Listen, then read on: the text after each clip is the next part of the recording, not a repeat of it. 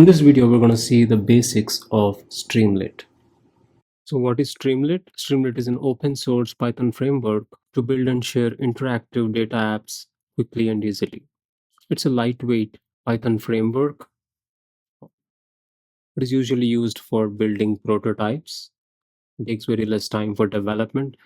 It simplifies the process of web applications. So, first and foremost, I'm using a virtual environment manager called pipenv. The Mac users can download it by using brew install ppnb. It will download by itself. For Windows users, you could follow this website and download ppnb. Once you download the pipenv, go to the terminal and create a virtual environment by using the command pipenv shell. This creates a virtual environment for us. As you could see here, the virtual environment is created. After the virtual environment is created, you could install Streamlit by using the command pipenv install Streamlit. This will install Streamlit into your virtual environment. Now, you can open an IDE for writing code. I'm using Cursor IDE. You could use VS Code or Sublime or anything. So I'm using Cursor in this directory, cursor dot. This will open the Cursor IDE for me. So this is my IDE. I already have two folders in here, which contain some data. And this is the pip file, which contains all the packages which we downloaded in the virtual environment. It tracks all those things. And pipfile.log, which has all the hash codes and dependencies. Now, inside this environment, I'm creating a file app.py. This is my Python file. This is my terminal. On the top, you have a terminal command, and you could create a new terminal. And inside app.py, I can import the Streamlit as st. But before that, I have to select the Python interpreter, Command Shift P, Python interpreter is Streamlit 3.13. This is my interpreter. Now I am importing Streamlit as st. I'm writing the title by using this command st.title Streamlit basics. Now to run the Streamlit application, you have to write the command pipenv run and then Streamlit run app.py. This opens up a browser. So this is running on my local host, port number 8501. You could see it on the top, which is just created based on the code here. I'm selecting always rerun so that whatever is done here gets reflected here.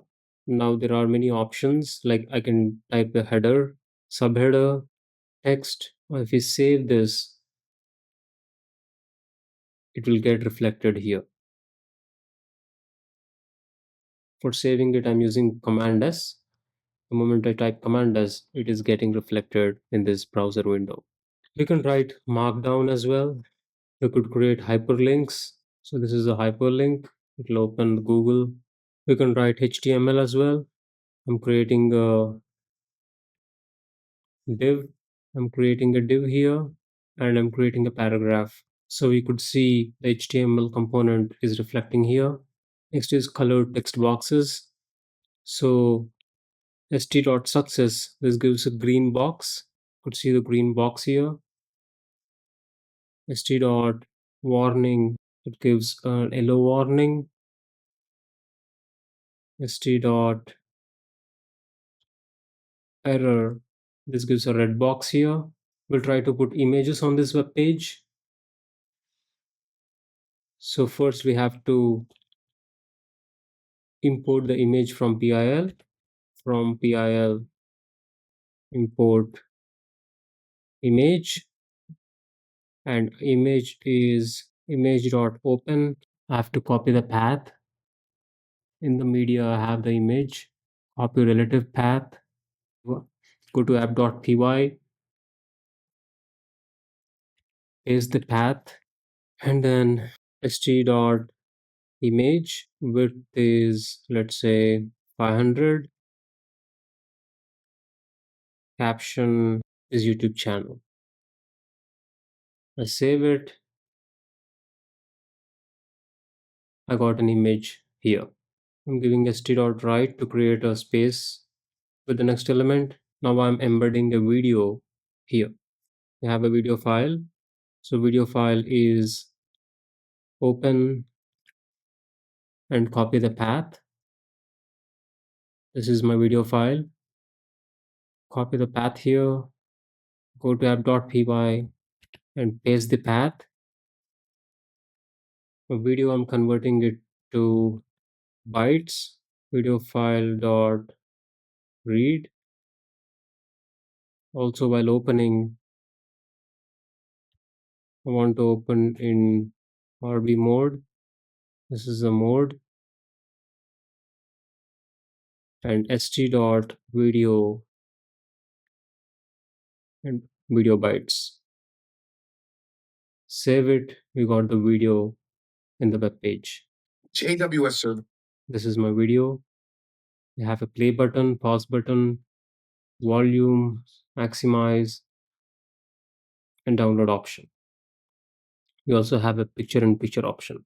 Next, I can embed a video with a link directly, like a YouTube link. To do that, st.video, and I can paste the YouTube link here. I'm pasting the link here. I'm saving it, and the YouTube video has been embedded inside the web page. Next is audio file. Audio file is open, paste the path, open it in RB mode, convert it to bytes, st.audio bytes, and format is audio mp3. Because this is an mp3 file, I have to give the audio format here. And once I give the audio format, I save it, and my audio file is reflecting here. You could pause it, you could play it, you could increase the volume, and so on. Next, we'll look at buttons, creating buttons.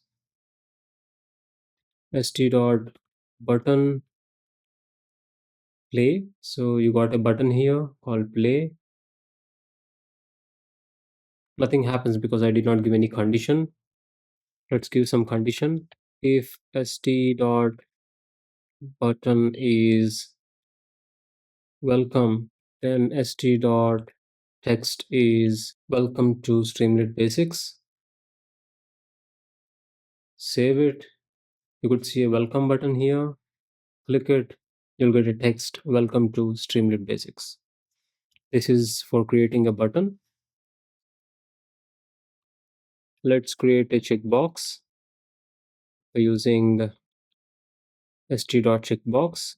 If st.checkbox is checkbox, st.text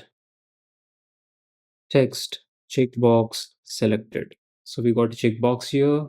Once you click it, you got checkbox selected as an output. Let's create radio buttons. I'm giving a radio button st.radio. I'm giving two options A and B. If the radio button A is selected, then we'll get you selected A as an output, else we'll get you selected B as an option. So you got radio buttons here. If I select B, this is changed. If I select A, this is changed. Next is select box, st.select box. This will be on the select box, and the options are India, US, UK, Japan. Save it. I got an option to select India or US or UK or Japan. This is the select box. Next is a multi-select box. I use st.multi-select. I have multi-select programmer, data scientist, data analyst, or data engineer. I have a multi-select option here, data scientist and programmer. So these two things are selected. There's a multi-select option box. Next is input text and numbers. I'm giving name as st.text input.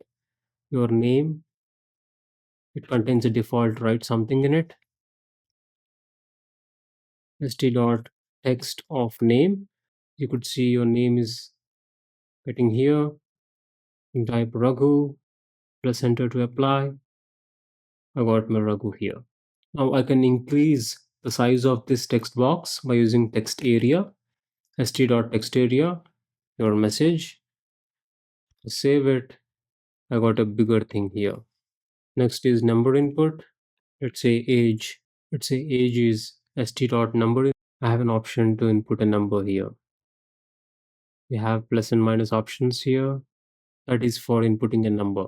Next is we can have a slider so that we can drag and select a value. We use st.slider. 1 to 20 is the range. We could slide it and change it from 1 to 20. So these are the basics of Streamlit web application. We could use the headers, subheaders, and embed images, videos. We could have radio buttons, checkboxes, multi-select boxes, input text, number text, and so on. There are still many, but these are just the basics. In the next video, we'll look at some more advanced features of Streamlit web application. That's all for this video. Thank you for watching.